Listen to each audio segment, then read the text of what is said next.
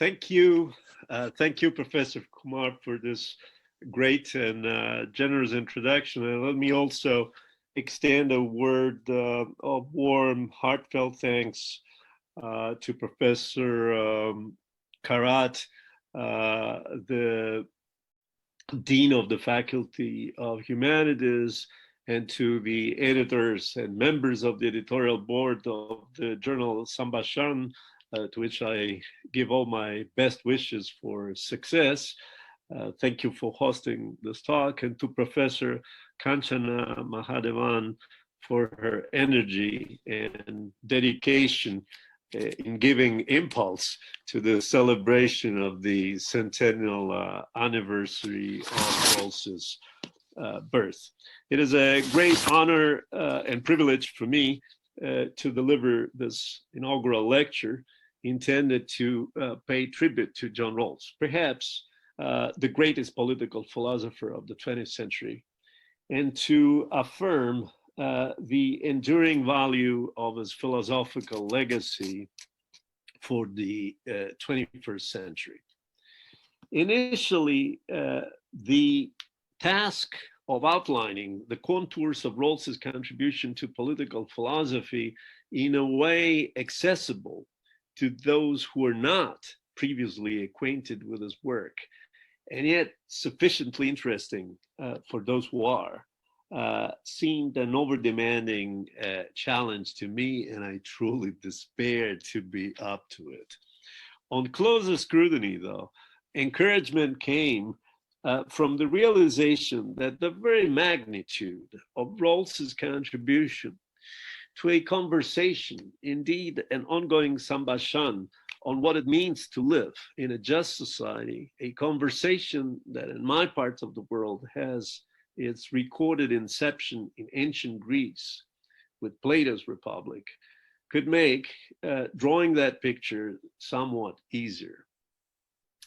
Now, born in Baltimore in the United States, exactly a century ago, educated at Princeton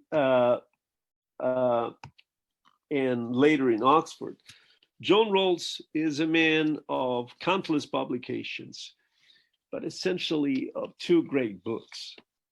A Theory of Justice, 1971, 50 years exactly this year, and Political Liberalism, 1993. These two books differ considerably, as we will see, in the responses they offer to the following common predicament. Since modern times, we happen to live in societies in which whatever conflicts may arise between competing interests or rival values are not likely to be solved by appealing to a shared conception of the human good. We're therefore in need of a method, a procedure for adjudicating these conflicts in a way acceptable to parties that adopt diverse and often conflicting evaluative standpoints. And furthermore, in both books, Rawls wishes that such method or procedure for resolving conflicts be acceptable to all the parties involved as a matter of principle, or for its reflecting justice, not out of reasons of prudence, or because it is convenient, as in a Hobbesian contract. Justice as fairness is the proper name by which Rawls designates the conception of justice that, in his opinion, can best perform this function. Now, widely acclaimed for having reawakened normative political philosophy from the long lethargy that it had entered since John Stuart Mill's Considerations on Representative Government, 1861, and for matching Hobbes's Leviathan, 1651, and Locke's Two Treatises of Government, 1689, as classical standard-setting accounts of politics in the English language, A Theory of Justice had a huge impact. During the previous decades, as Kanchana has reminded us, normative political philosophy supposedly replaced by the history of political thought and by political science, had been famously called a matter for burial by Leo Strauss in 1954. But a theory of justice launched an unequal normative counterattack. The question, what is just society, was instantly placed back on the agenda of serious questions. And most importantly, a great new answer was provided, which forced the then all influential strand of political realism on the defensive. Politics, as the rational pursuit of one's own goals, was now cast under the light of the priority of specifying which goals are worth pursuing. But then again, what is a just society? A theory of justice reversed a long-standing utilitarian tradition, largely dominant in the English-speaking world, and offered an answer along non-consequentialist, indeed deontological Kantian lines. A just society is one whose basic structure operates on the basis of just principles. And what principles are just? Reviving and renewing at the same time the tradition of the social contract, just principles are for Rawls those which rational actors, deliberating behind a veil of ignorance in the course of a thought experiment called the original position and meant to replace the state of nature of older contract theory, would select for the purpose of grounding the basic structure of society, namely, as Rawls puts it, the way in which the major social institutions distribute fundamental rights and duties and determine the division of advantages from social cooperation.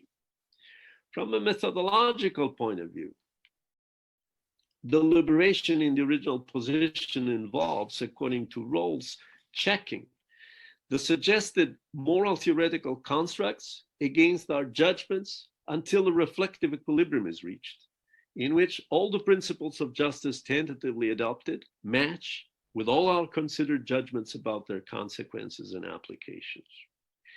It is important to note, furthermore, that the parties in the original position stand in a certain relation to one another, which is described in the chapter, in the section on the circumstances of justice. It includes the assumption of a moderate scarcity. In regard to the relation between the deliberating actors, the central point is that these actors, assumed to have roughly similar needs and wants, but different rational life plans or conceptions of the good, take no interest in one another's interests.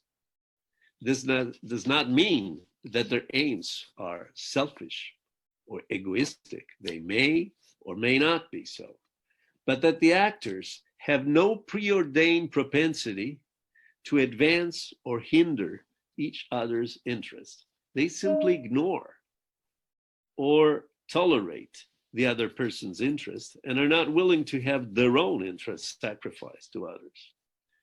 Among the circumstances of justice, another important factor is the fact of pluralism, or the existence of a plurality of irreconcilable conceptions of the good. A modern society lacks an overarching conception of the good. Within it, questions of justice are to be given answers acceptable to individuals who subscribe to different conceptions of the good. Furthermore, for the purpose of generating a unanimous choice of a particular conception of justice, deliberation in the original position takes place behind a veil of ignorance. Without information about one's place in society or one's life plan or the economic and political circumstances of one's society or to which generation one belongs. However, the parties are assumed to know the general facts about human society, political affairs, and the principles of economic theory, the basis of social organization, and the laws of human psychology.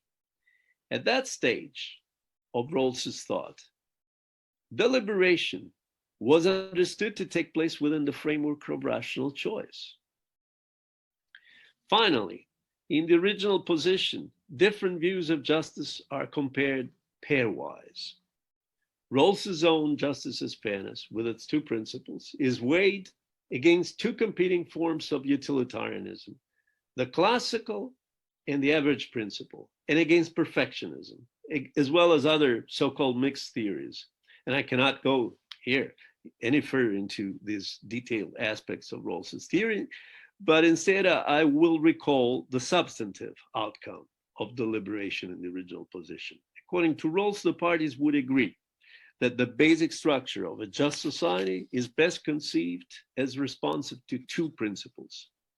The first principle states that each person is to have an equal right to the most extensive total system of equal basic liberties, compatible with a similar system of liberty for all. The maximum liberty possible, compatibly with equal liberty for all.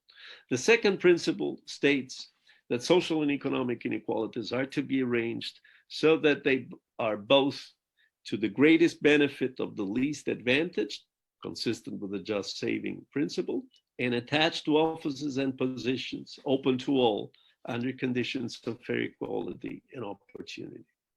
There is a so-called lexical priority of the first over the second principle. In a just society, freedom can never be balanced against goods that are not freedom itself. Undeniably and breathtakingly innovative though it was, for its resuscitating the normative interrogation of classical political philosophy about justice, and for reconceiving that normative question along deontological and no longer utilitarian lines, as well as for rehauling the traditional contract theory, a theory of justice pushed to its extreme limit, thanks to the incorporation of the then called fact of pluralism, what nonetheless, in spite of all, still remained a traditional scheme of foundational normative philosophy. If you allow me the liberty of using the kind of almost profane language in this context of films reviews, we're offered here a pretty traditional plot. Philosopher sets a normative standard for judging the world, justifies the standard against competing standards, and expects the rest of us to agree. In the rest of my lecture, faithful to the promise of elucidating the notion of the most reasonable evoked in the title, I will suggest that the core of John Rawls's revolutionary contribution to late 20th century normative political philosophy consists precisely of this moving beyond the model just reconstructed in a way unequaled by any of his fellow liberal normative philosophers, including Jürgen Habermas and Ronald Dworkin and Amartya Sen as well. If a theory of justice is innovative within a classical paradigm, political liberalism revolutionizes the paradigm itself altogether. The later Rawls fully measured up to the challenge of rethinking normativity within a new philosophical horizon, opened up in the first half of the 20th century by Wittgenstein and Heidegger as well, in a completely different vocabulary, that considers futile the exercise of bridging the plurality of locally shared frames of meaning, language games in the vocabulary of Wittgenstein, through appealing to some translocal foundation. In hindsight, however, that Wittgenstein initiated sea change has resulted by and large in a stalemated philosophical scene, populated either by deniers of the problem or by contextualists who give up on context transcending normativity and limit their inquiries to reconstructions of locally prevailing codes. Now, political liberalism breaks that standstill and offers a model of normativity that, like a philosophical beacon, extends its light well beyond political philosophy as such. Let me try to clarify why that is so. First of all, what was wrong with the theory of justice? Two aspects of its argument were found unrealistic and misguided at the end of a long transition period that extended throughout the 1980s and cannot be explored here. We're informed about these two wanting aspects by Rawls himself. The first flaw is mentioned in the original introduction to political liberalism. After distinguishing the fact of pluralism from the newly introduced fact of reasonable pluralism, Rawls observes that the fact of a plurality of reasonable but incompatible comprehensive doctrines shows that, as used in theory of justice, the idea of a well-ordered society of justice as fairness is unrealistic. A deep change has occurred in Rawls's argument. The test case is utilitarianism. The expectation built in a theory of justice was that the parties in the original position unanimously would discard utilitarian principles of justice in favor of the principles of justice as fairness. The new idea in political liberalism is that insofar as a utilitarian comprehensive doctrine meets the standard of being reasonable, namely being endorsable by loyal cooperators respectful of the burdens of judgment, it cannot be discarded at all, but must be figured in somehow, figured in as one of the comprehensive views that an inclusive political conception of justice capable of attracting an overlapping consensus must be compatible with. The second flaw of theory of justice is mentioned in footnote 7 of lecture 2 of political liberalism, where Rawls describes the idea that the theory of justice is part of the theory of rational decision as simply incorrect. The normative notion of the rational certainly continues to deserve a role of its own within a political conception of justice, but justice as fairness, now reconceived as a political conception of justice, tries to give an account of reasonable principles of justice. Differently from what many theorists, from Hobbes to David Gauthier, have tried to do, namely to show that it is rational to be reasonable, justice as fairness includes, quote, no thought of deriving those principles of justice from the concept of rationality as the sole normative concept. Now, too much would be missed, however, if we reduced the game-changing quality of political liberalism just to the exposure of these two flaws in the previous version of the paradigm. Because the revolutionary quality of Rawls's legacy in the 21st century goes way beyond the affirmation that justice as fairness responds not just to the normative source of the rational, but also to the reasonable. I use the adjective in the title revolutionary not lightheartedly, and I submit that its use is justified by the occurrence of two additional innovations in political liberalism, which were not there in a theory of justice. The first can be captured by the phrase legitimation by constitution, coined by Frank Michelman and the title of a book that he and I are writing together at this time.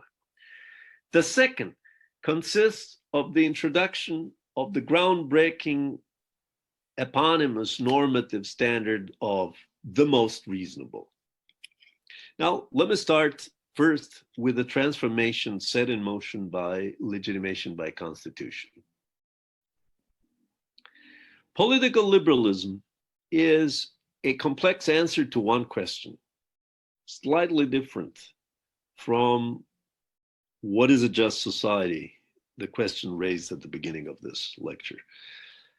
And the question at the beginning of political liberalism is, how is it possible for there to exist over time a just and stable society of free and equal citizens who remain profoundly divided by reasonable religious, philosophical, and moral doctrines? The answer, in a nutshell, is that stability can be combined with justice, with just institutions, if, first of all, in such a well-ordered society, everyone accepts and knows that everyone else accepts the very same principles of justice, or a publicly recognized political, not comprehensive conception of justice. Secondly, it is possible if the basic structure of such society, its main political and social institutions, combining in a system of cooperation, is publicly known or with good reasons believed to satisfy those principles.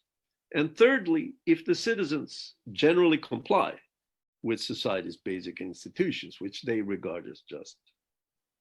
Now, these three conditions can be met insofar as an overlapping consensus coalesces and lasts over time around the core principles of a political conception of justice, endorsed by the citizens for principled reasons that are rooted in their diverse comprehensive conceptions of the good.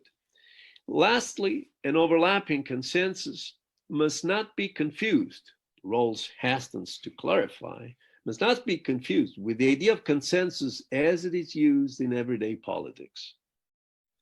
Differently than the standard practice of seeking political compromise by identifying a common denominator that strikes a balance between rival political views and allows them to somehow meet halfway, justice as fairness seeks validation first in a freestanding way by philosophical argument.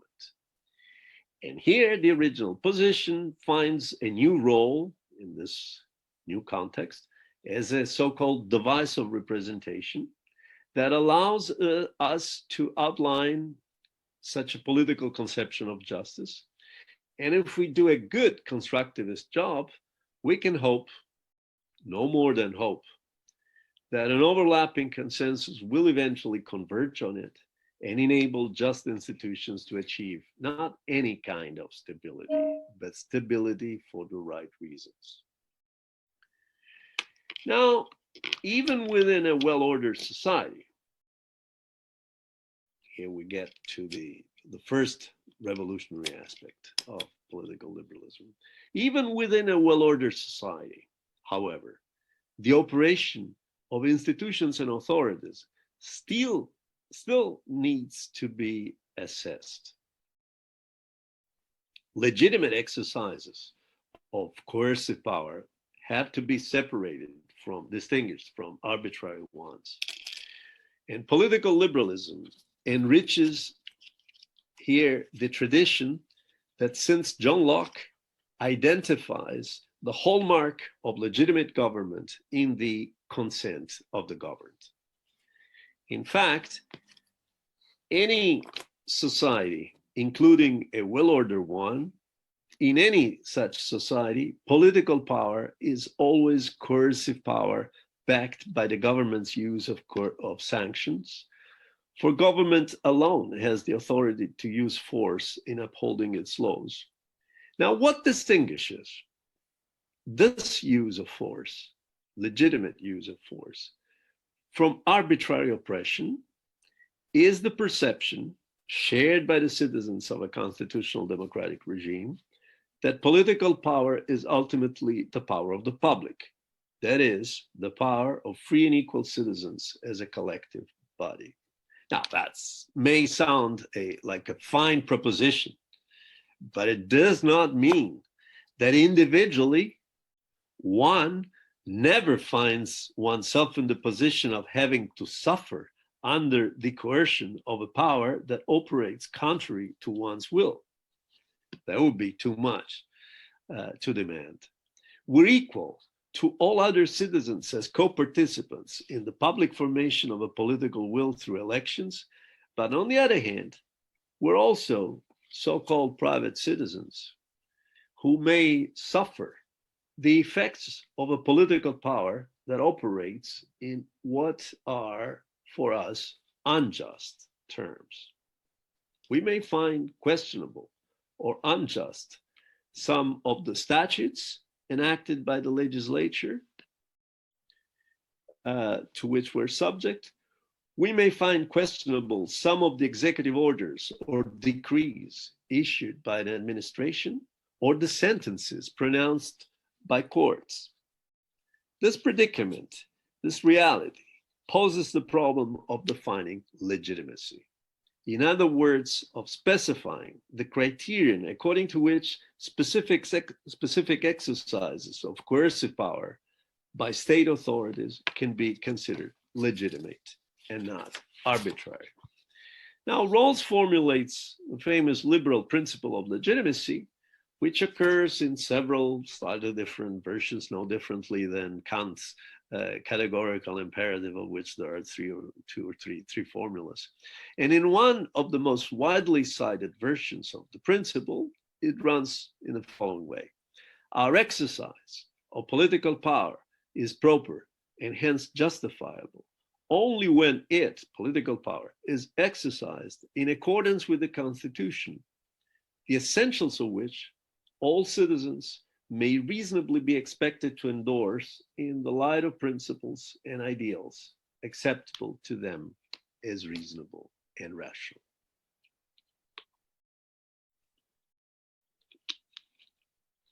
This is on page 217, this formulation of political liberalism. This account of legitimate authority prompts some comments. Rawls's formulation speaks to us through what it does not say. The phrase, in accordance with the Constitution, stands over against alternative formulations that have been used in the past and are still on offer. For example, stands over against the idea endorsed by majoritarian, populist, and political constitutionalist views of legitimacy, that political authority acts legitimately when it acts in accordance with the will of the majority, as expressed in the latest elections. It also stands in opposition to variously influential inflections of the meaning of legitimacy. For example, authority as acting legitimately when it acts in accordance with what the public wishes, as attested by reliable polls, or in accordance with our political tradition, or in accordance with our sacred texts, whatever they are. Furthermore, Rawls's formula requires that the Constitution be endorsed, at least in its essential elements, by all the citizens as free and equal, and on the basis of principles and ideals acceptable to them as reasonable and rational. Consent, in other words, must be based on considerations of justice as opposed to considerations of prudence. A constitution accepted out of fear, preoccupation for the political consequences of conflict, can at best legitimize a modus vivendi, a Hobbesian stable society, but cannot legitimize the authority structure of a stable and just society. However, Rawls's liberal principle of legitimacy responds not only to rival theories of legitimacy, doctrinal notions of legitimacy that compete with it, but also responds to adverse conditions for democracy that are typical of the 20th and 21st centuries. The immense extension of the electorates, holding this event here in the one country that has the largest democratic electorate in the world, over 1 billion. And many others have hundreds of millions.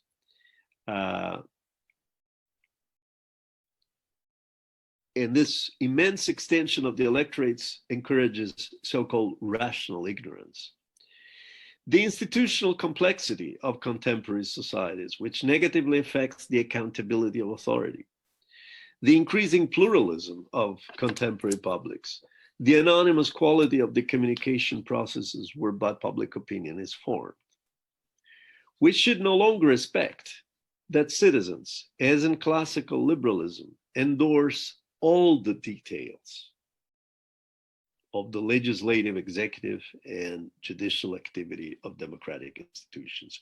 We must settle today for less demanding criterion that exempts single outcomes of such legislative, administrative, and judicial activity from direct justification. There will always be groups of citizens for whom some verdict, some statute, some executive order is unjust and coercive. And yet the consent of the government remains the lodestar within Rawls's new version of the paradigm, the lodestar for assessing the legitimate exercise of democratic authority when it is properly reformulated as a judgment passed on the constitutional essentials. The constitutional essentials with which all the ordinary legislative, judicial, and executive acts must simply be consistent. Frank Michelmann's phrase, legitimation by constitution, captures concisely, elegantly, the gist of Rawls's theoretical innovation.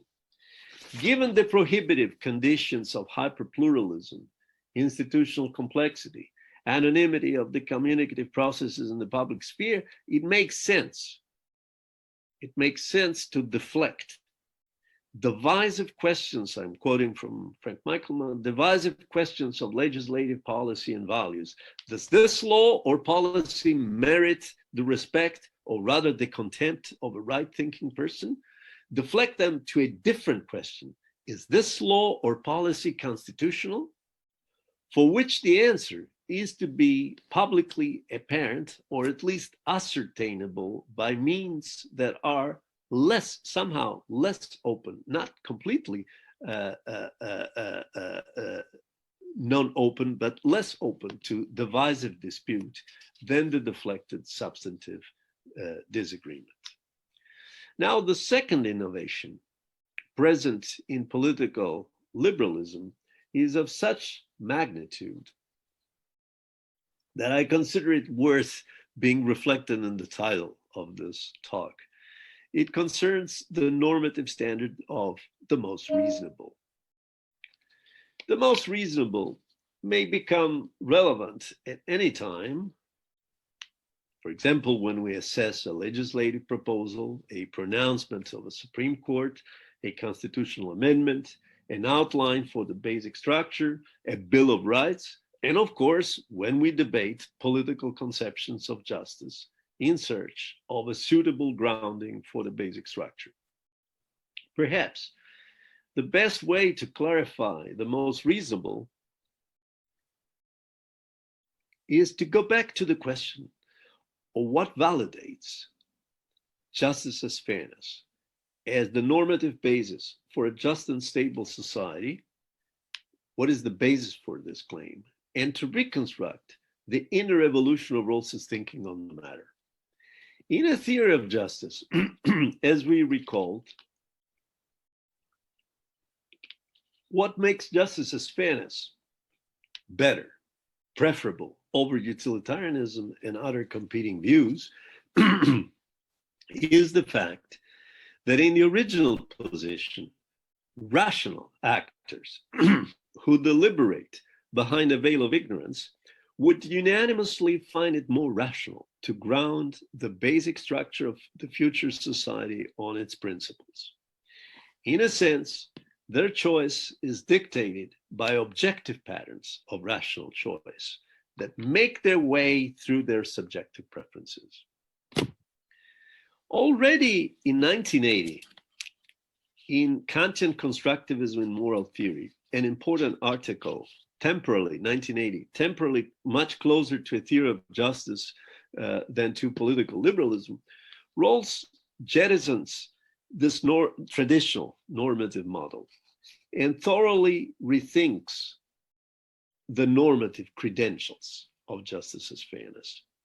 When he writes in that article that, and I'm quoting, what justifies a conception of justice is not its being true to an order antecedent to and given to us, but its congruence with our deeper understanding of ourselves and our aspirations, and our realization that given our history and the traditions embedded in our public life, it is the most reasonable doctrine for us. Then in 1993, 13 years later, in political liberalism, once again, justice as fairness is vindicated, not as the view that rational actors would select from within a basket of competing views, but on the basis of its being, among all the at least reasonable political conception of justice, the one most reasonable for us. You'll find that on page 28. Finally, in the new introduction, written for the expanded edition of Political Liberalism published in 1996, Rawls takes a further step toward reconciling normativity and reasonable pluralism by imagining that a liberal democratic society may be home to a family of reasonable liberal political conceptions of justice, some of which may be mutually incompatible. Not just the plurality of conceptions of the good, but a plurality of political conceptions of justice. However, in the context of a plurality now no longer solely of reasonable comprehensive conceptions of the good, but also political conceptions of justice, all by definition reasonable, justice as fairness is still presented by Rawls as most reasonable on account of its best satisfying relative to its competitors. Among the competitors, we could think of political versions of utilitarianism. We could think of Habermas's discursive deliberative democracy, of Pettit's republicanism, a number of political conceptions of justice. Better on account of three conditions, better than its competitors in satisfying three conditions. First, the specification of certain rights, liberties, and opportunities. Second, it's entailing a special priority for these freedoms. And three, it's including measures assuring all citizens, whatever their social position, adequate all-purpose means to make effective use of their liberties and opportunities. Now, why is this normative benchmark, the most reasonable, so important as to put it in the title of the lecture? Because it breaks a philosophical spell that has entrapped normative political philosophy in the West for over 24 centuries.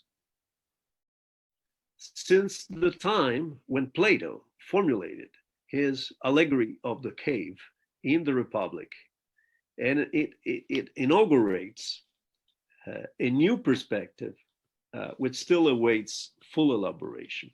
Now, the allegory of the cave narrates of an underground cave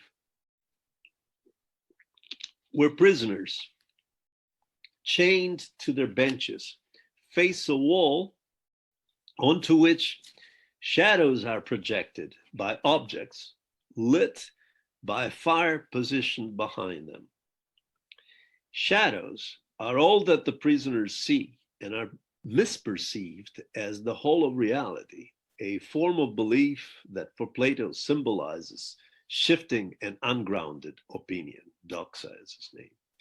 One of the prisoners frees himself, succeeds in reaching the outside world, and painfully, slowly acquires true knowledge of the objects and of the sun, the source of all light. He decides to return inside and to inform his fellow cave dwellers, only to be derided for failing now to discern the contours of the shadows because his sight is temporarily impaired by the sudden transition from full daylight to the penumbra of the cave.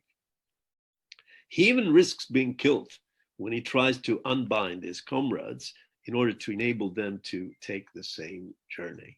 You're crazy. You want to reduce us the way you are.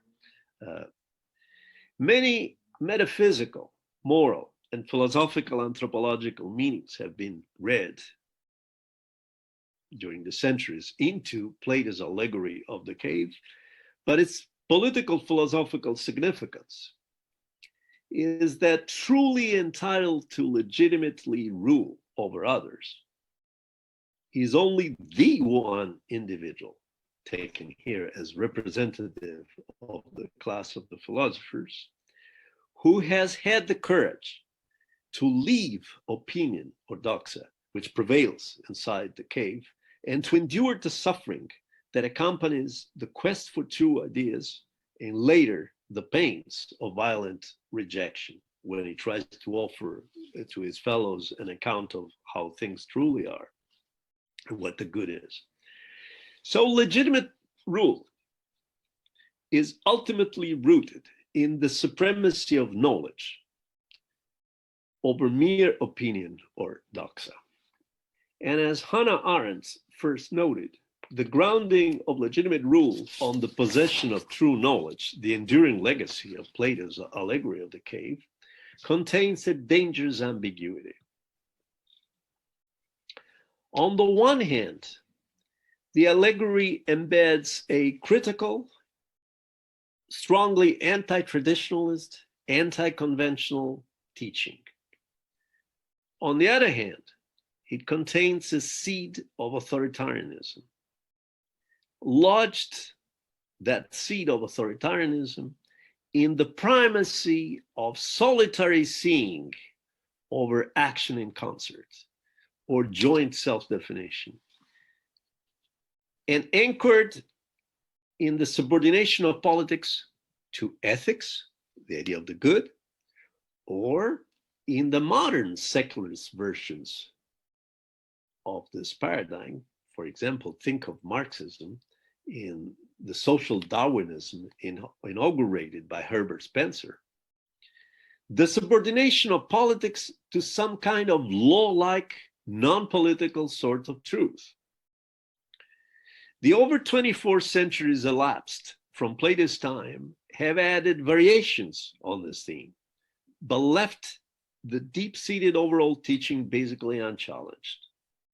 The idea of the good, symbolized by the sun, has over time been replaced by the revealed will of a monotheistic God, giving tablets of the law on some mountain, by insights into the desiring nature of man, Thomas Hobbes, or by the laws of evolution, or by reason in history, Hegel, by the dynamics of class struggle and revolutionary emancipation. But the constant element underlying all of these variations is the idea that true knowledge, which precedes intersubjective deliberation, indeed sets the standard for sorting out good and bad deliberation, provides the foundations for the legitimate use of coercive power, for political obligation, and for all the normative concepts found in politics.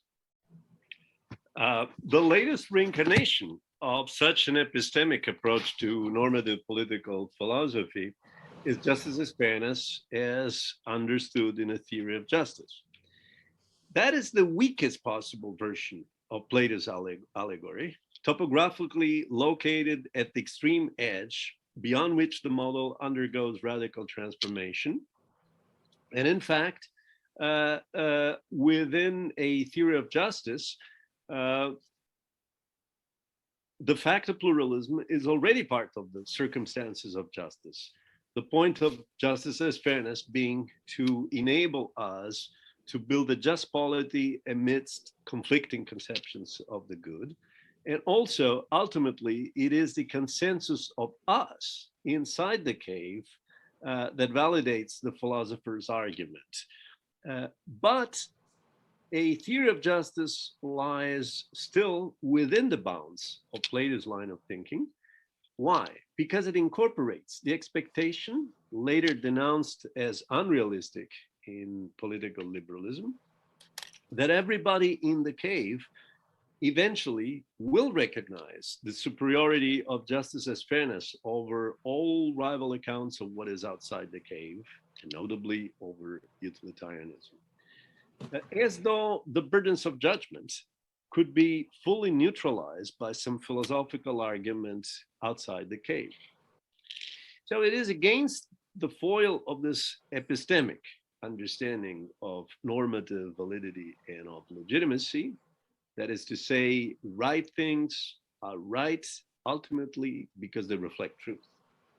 It is against the foil of this epistemic understanding of normative validity and legitimacy that we can assess the magnitude of the innovation introduced by Rawls when he qualifies justice as fairness as being binding for us, not because it is true to an order of things antecedent to and given to us as the world of objects outside the cave, but because it is congruent, as it puts it, with our deeper understanding of ourselves and our aspirations.